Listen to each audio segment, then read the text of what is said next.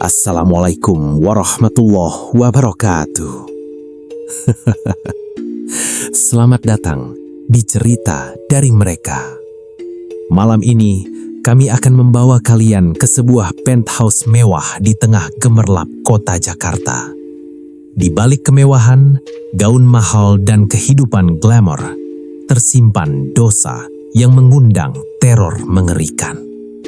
Seorang pelakor cantik mulai diteror sosok misterius setelah sebuah paku berkarat ditancapkan ke boneka santet. Dan sejak malam itu, jeritan kesakitan terus terdengar dari apartemen kosong. Siapkan diri kalian, matikan lampu, gunakan headset. Inilah kisah jeritan dari penthouse kosong.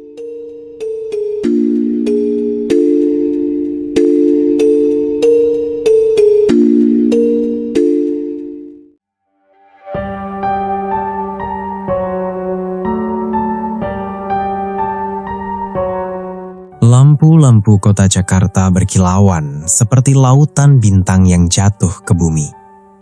Dari lantai tertinggi sebuah gedung apartemen mewah di kawasan Sudirman, seorang wanita berdiri sambil memegang gelas wine merah di tangannya. Rambut panjangnya terurai indah.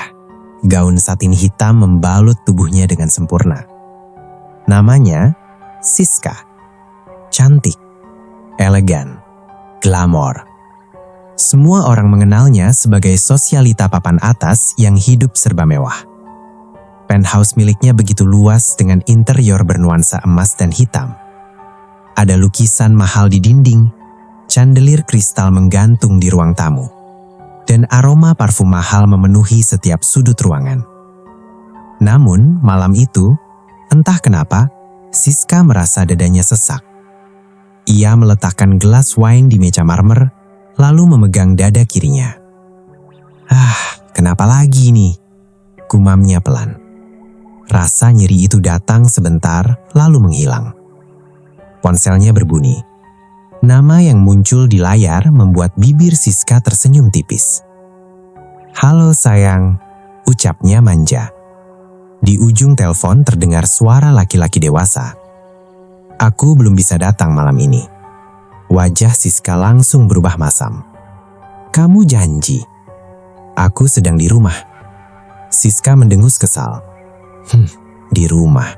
Atau sama istrimu?" Laki-laki itu terdiam beberapa detik. "Aku akan transfer uang besok." Siska tersenyum lagi. "Baiklah, aku tunggu." Telepon ditutup. Ia berjalan menuju jendela besar penthouse.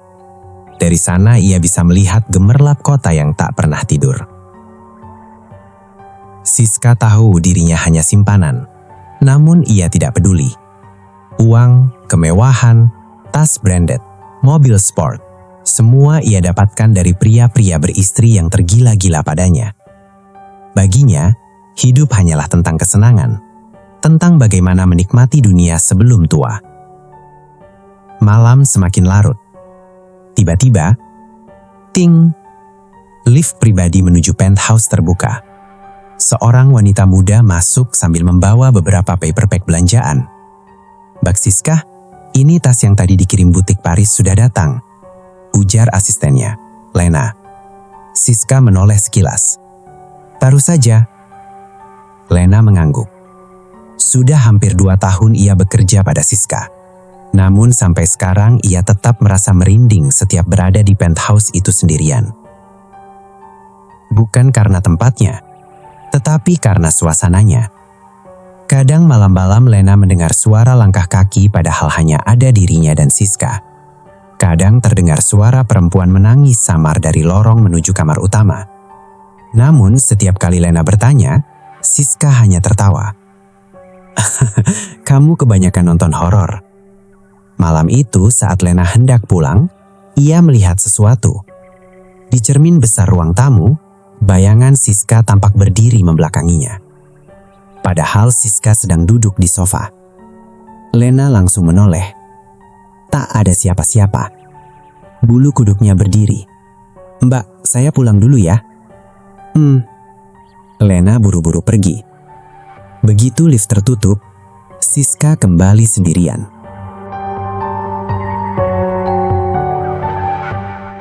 Di tempat lain, sebuah rumah sederhana di pinggiran kota tampak gelap dan sunyi. Seorang wanita duduk di lantai sambil menangis. Namanya Rita. Di depannya, terdapat foto seorang wanita cantik, Siska. Rita mengepalkan tangannya kuat-kuat. "Perempuan sialan," bisiknya. Suaminya berubah sejak mengenal Siska. Jarang pulang, uang habis. Bahkan beberapa kali Rita melihat pesan mesra di ponsel suaminya. Semua karena wanita itu. Rita sudah mencoba mempertahankan rumah tangganya. Namun suaminya malah semakin tergila-gila pada Siska. Tangisan Rita berubah menjadi amarah. Ia berdiri, lalu membuka lemari. Dari dalam, ia mengambil secerik kertas kecil. Di sana tertulis alamat seseorang, Dukun Wiryo. Keesokan malamnya, Rita datang ke sebuah desa terpencil. Udara terasa dingin meski jam baru menunjukkan pukul 9 malam. Kabut tipis menyelimuti jalan, suara jangkrik bersahutan. Rita berjalan pelan menuju rumah kayu tua di ujung kebun bambu. Pintu rumah itu terbuka sendiri sebelum ia mengetuk. Keret. Rita menelan ludah. Aroma dupa langsung menusuk hidungnya. Di dalam rumah tampak remang-remang. Lilin menyala di beberapa sudut. Dan di tengah ruangan, duduk seorang pria tua berambut putih. Matanya tajam. Dialah Dukun Wiryo.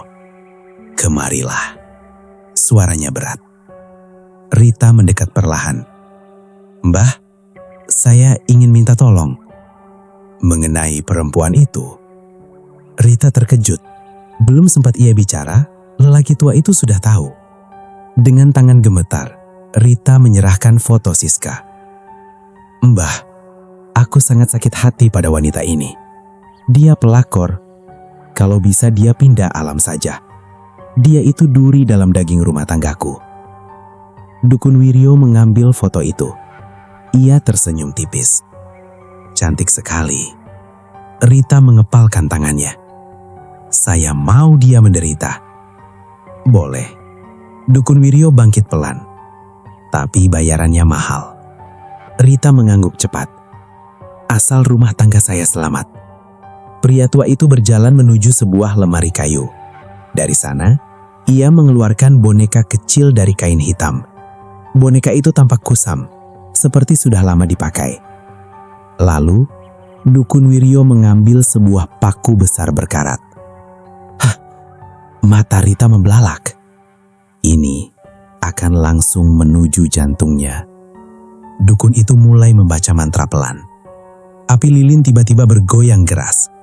Angin dingin berembus masuk. Suara jangkrik melaung terdengar dari kejauhan. Dan krak! Paku itu ditancapkan tepat di dada kiri boneka. Bersamaan dengan itu, di penthouse mewah milik Siska, wanita itu tiba-tiba menjerit keras. Ah! Ia jatuh tersungkur sambil memegang dada kirinya. Gelas wine pecah berantakan. Napasnya memburu. Matanya melotot. Dan samar-samar, ia melihat sosok hitam berdiri di sudut ruangan. Sosok itu tersenyum. Siska terbangun dengan napas memburu. Tubuhnya basah oleh keringat. Jam digital di samping tempat tidur menunjukkan pukul 2:13 dini hari. Dadanya kembali terasa sakit. Seperti ada sesuatu yang menusuk dari dalam. Ia memegangi dada kirinya sambil meringis. Kamar utama penthouse itu begitu luas dan mewah. Namun malam itu terasa dingin. Sangat dingin. Padahal pendingin ruangan mati. Siska mencoba berdiri. Langkahnya sempoyongan. Saat melewati cermin besar di kamarnya, Ia berhenti. Bayangannya tampak berbeda. Di pantulan cermin, wajah Siska terlihat pucat. Matanya hitam pekat. Dan di dada kirinya ada noda hitam seperti darah membusuk. Siska terperanjat. Ia menoleh ke tubuhnya sendiri. Tak ada apa-apa. Namun ketika melihat cermin lagi, bayangan itu tersenyum. Siska menjerit. Brak! Ia menjatuhkan vas bunga hingga pecah. Tidak. Napasnya makin tak beraturan. Tiba-tiba terdengar suara ketukan dari pintu kamar. Tok, tok, tok. Ketukan itu terdengar lagi. Pelan, namun membuat bulu kuduk meremang. Siska memberanikan diri membuka pintu. Kret. Lorong apartemen kosong. Lampu temaram berkedip pelan. Tidak ada siapa-siapa. Tetapi lantai marmer putih di depan pintu kamarnya basah. Seperti bekas jejak kaki. Jejak kaki merah. Darah. Siska mundur perlahan. Dadanya makin sakit. Lalu suara perempuan berbisik terdengar sangat dekat di telinganya. Rasakan rasa sakit seorang istri. Siska menjerit. Ah! Ia menutup telinganya. Ia berlari menuju ruang tamu. Namun semakin ia berlari, suara bisikan itu semakin banyak. Pelakor, perusak rumah tangga, perempuan murahan. Siska histeris. Ia mengambil ponselnya dan mencoba menelpon seseorang. Namun layar ponsel mendadak mati sendiri. Lampu penthouse tiba-tiba padam. Gelap. Hanya cahaya kota dari balik kaca jendela yang menerangi ruangan. Dan di tengah gelap itu, Siska melihat sosok wanita berambut panjang berdiri di dekat meja makan. Gaunnya putih lusuh. Wajahnya pucat. Dan dari dada kirinya menancap sebuah paku besar berkarat. Siska membeku. Sosok itu perlahan mendekat. Keluar dari hidup suamiku. Siska menjerit histeris. Ia berlari menuju lift pribadi. Tangannya gemetar menekan tombol, namun lift tak kunjung terbuka. Suara langkah kaki terdengar dari belakang. Tok, tok, tok. Siska menoleh perlahan. Sosok wanita itu kini berdiri sangat dekat. Matanya hitam kosong. Mulutnya tersenyum menyeramkan. Dan tiba-tiba, brak! Tubuh Siska terpental ke lantai. Ia merasakan sesuatu menusuk dadanya sangat kuat. Seolah paku raksasa sedang dipukul masuk ke jantungnya. Ah! Jeritannya menggema di seluruh penthouse. Pagi harinya, Lena datang seperti biasa. Namun sejak keluar dari lift, ia sudah merasa ada yang aneh. Udara terasa sangat dingin. Dan ada bau anyir samar. Mbak Siska, panggilnya. Tak ada jawaban. Pintu penthouse sedikit terbuka. Lena mendorongnya perlahan. Kret. Ruang tamu berantakan. Pecahan kaca berserakan. Kursi terbalik. Lena mulai panik. Mbak? Ia melangkah menuju lorong kamar. Dan saat itulah Lena menjerit. Tubuh Siska tergeletak di lantai kamar. Matanya melotot. Mulutnya terbuka. Dan di dada kirinya terdapat luka hitam bulat seperti bekas tusukan. Namun yang paling mengerikan, wajah Siska tampak sangat ketakutan. Seolah sebelum mati, ia melihat sesuatu yang luar biasa menyeramkan. Polisi datang sekitar 1 jam kemudian. Garis polisi dipasang di depan penthouse. Beberapa penghuni apartemen mulai berkerumun. Bisik-bisik terdengar di mana-mana. Itu sosialita yang sering masuk infotainment kan? Iya, katanya meninggal mendadak. Katanya jantung. Serem banget. Di dalam kamar, seorang polisi bernama Arman memperhatikan jasad Siska. Ada sesuatu yang janggal. Luka hitam di dada kiri wanita itu tampak aneh. Bukan luka biasa, seperti bekas benda tajam.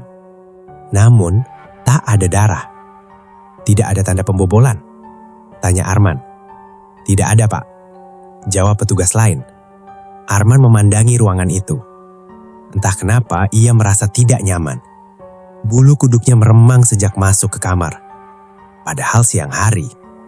Tiba-tiba, kering. Lampu kamar berkedip sendiri. Petugas lain saling pandang. Listriknya bermasalah. Belum sempat menjawab, suara lirih terdengar samar. Aduh, sakit. Semua membeku. Dengar nggak? Bisik salah satu polisi. Arman menoleh cepat. Suara itu seperti berasal dari pojok ruangan. Namun, tak ada siapa-siapa. Mereka mulai gelisah. Tak lama kemudian, keluarga Siska datang. Ibunya langsung menangis histeris melihat jasad anaknya. Anakku. Tetapi, anehnya, keluarga Siska menolak autopsi. Kami ingin langsung memakamkannya, ujar pamannya tegas. Tapi ada kejanggalan pada tubuh korban, kata Arman. Kami tidak mau Siska disiksa lagi. Ini sudah takdir. Arman merasa keputusan itu terlalu terburu-buru. Namun, keluarga tetap berkisiras. Akhirnya, jasad Siska dibawa pergi sore itu juga. Dan sejak hari itu, hal-hal aneh mulai terjadi di apartemen tersebut. Malam pertama setelah kematian Siska, seorang petugas keamanan sedang berjaga di lantai penthouse. Namanya Pak Hendra. Sekitar pukul 1 malam, ia mendengar suara perempuan menangis. Pelan, menyayak hati. Hendra mengernyit. Ia berjalan menyusuri lorong. Suara itu berasal dari unit milik Siska yang kini kosong. Padahal pintunya sudah dikunci. Hendra mendekat. Dan suara itu berubah menjadi rintihan kesakitan. Aduh, sakit. Tubuh Hendra langsung gemetar. Ia mundur perlahan. Namun, tiba-tiba, buk, sesuatu menghantam pintu dari dalam. Hendra membelalak. Buk, buk. Seolah ada seseorang yang membenturkan tubuhnya ke pintu. Ampun. Hendra langsung lari beririt-birit. Keesokan harinya, kejadian itu menyebar. Penghuni apartemen mulai resah. Beberapa orang mengaku mendengar suara perempuan merintih tiap malam. Ada juga yang melihat sosok wanita berdiri di balkon penthouse. Padahal, unit itu kosong. Lena pun akhirnya memutuskan berhenti bekerja. Ia tidak kuat. Namun sebelum pergi, ia diam-diam kembali ke penthouse untuk mengambil barang miliknya. Saat masuk ke dalam unit, suasana jauh lebih menyeramkan. Udara dingin, bau anyir, dan samar-samar terdengar suara bisikan.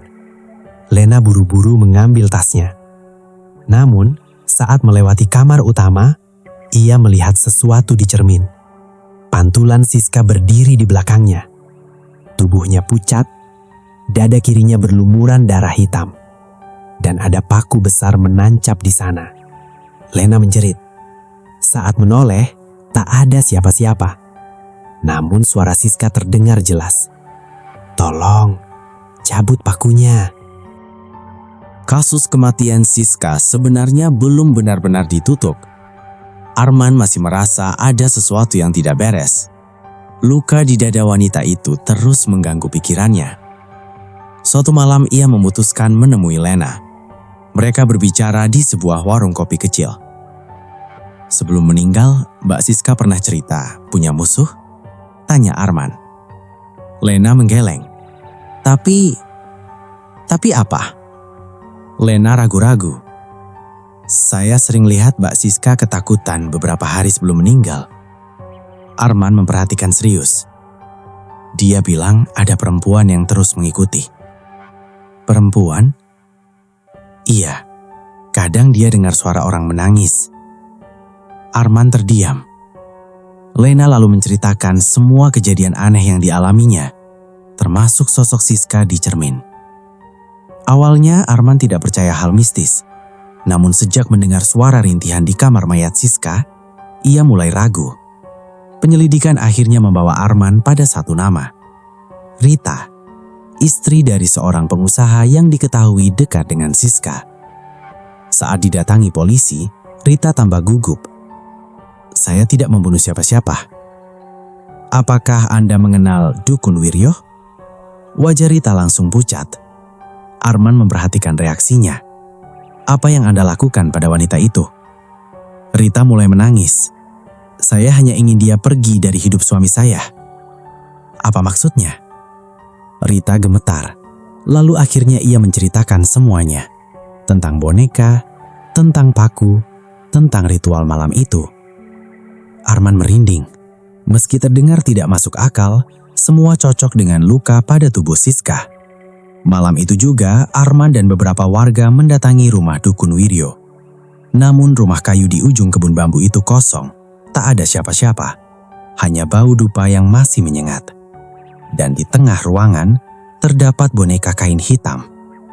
Boneka itu memiliki wajah menyerupai Siska.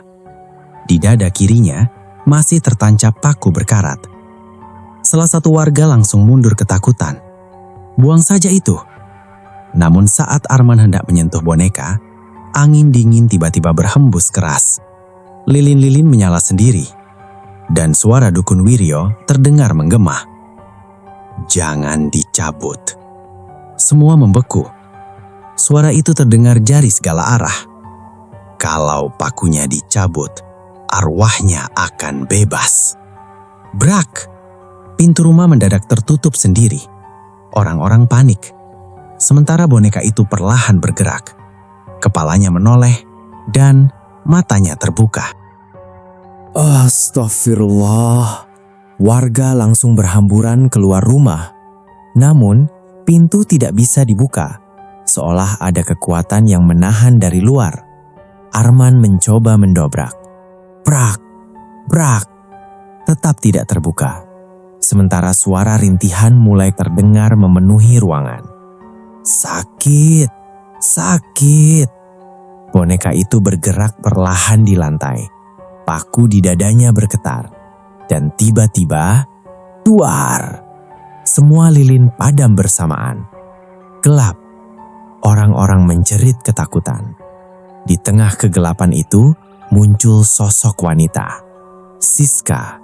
Tubuhnya penuh darah hitam, matanya kosong, dan paku besar masih tertancap di dada kirinya. Tolong, suaranya lirih. Arman menelan ludah. Apa yang kamu mau? Cabut pakunya. Salah satu warga langsung membaca doa keras-keras. Namun, sosok Siska malah menjerit. Jeritan itu memekakkan telinga. Lalu tiba-tiba, ia menatap Rita yang berdiri gemetar di sudut ruangan. Kamu. Rita menangis histeris. Ampun, maafkan saya hilaf. Sosok Siska berjalan mendekat perlahan. Kamu sakit hati. Ampun. Tapi sekarang aku lebih sakit. Rita menjerit. Ketika sosok Siska mencengkeram lehernya, tubuh Rita terangkat beberapa sentimeter dari lantai. Arman segera mengambil boneka itu. Ia teringat ucapan Dukun Wiryo. Kalau pakunya dicabut, arwahnya bebas.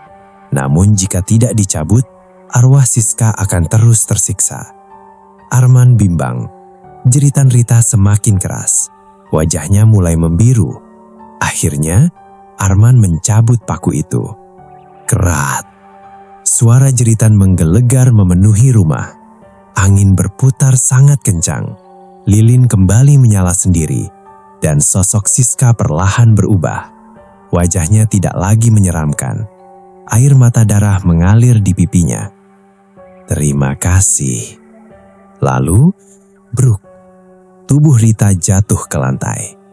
Sosok Siska perlahan menghilang menjadi asap hitam. Namun sebelum lenyap sepenuhnya, ia menatap Rita. Tatapan penuh dendam. Sejak malam itu, rumah Dukun Wiryo terbakar misterius. Tak ada yang pernah melihat lelaki tua itu lagi. Namun, teror belum benar-benar berakhir. Rita mulai sering mengalami mimpi buruk. Setiap malam, ia melihat Siska berdiri di depan tempat tidurnya, dengan paku berkarat di tangan, dan suara lirih berbisik di telinganya. Sekarang, giliranmu. Beberapa bulan kemudian, Rita ditemukan meninggal di kamarnya. Matanya melotot, dan di dada kirinya terdapat luka hitam kecil, persis seperti milik Siska. Kasus itu tidak pernah terpecahkan, namun penghuni apartemen tempat Siska tinggal masih percaya arwah wanita itu belum benar-benar pergi. Karena hingga sekarang, kadang terdengar suara perempuan merintih kesakitan dari lantai penthouse kosong. Aduh, sakit, cabut pakunya. Dan konon, jika ada pria beristri yang membawa wanita simpanannya ke apartemen itu, lift menuju penthouse akan berhenti sendiri. Lampu berkedip, lalu terdengar suara perempuan tertawa lirih. Suara yang dingin, suara penuh dendam. Hahaha.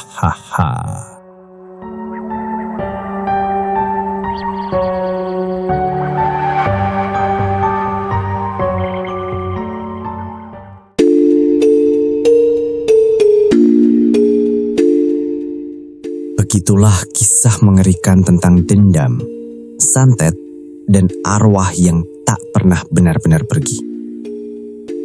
Kadang, rasa sakit hati bisa berubah menjadi sesuatu yang jauh lebih menyeramkan daripada kematian itu sendiri. Terima kasih sudah mendengarkan cerita dari mereka. Jangan lupa subscribe, like, dan bagikan. Karena semakin banyak yang mendengar, semakin banyak yang tahu bahwa mereka benar-benar ada. Sampai jumpa di cerita horor berikutnya. Wassalamualaikum warahmatullahi wabarakatuh.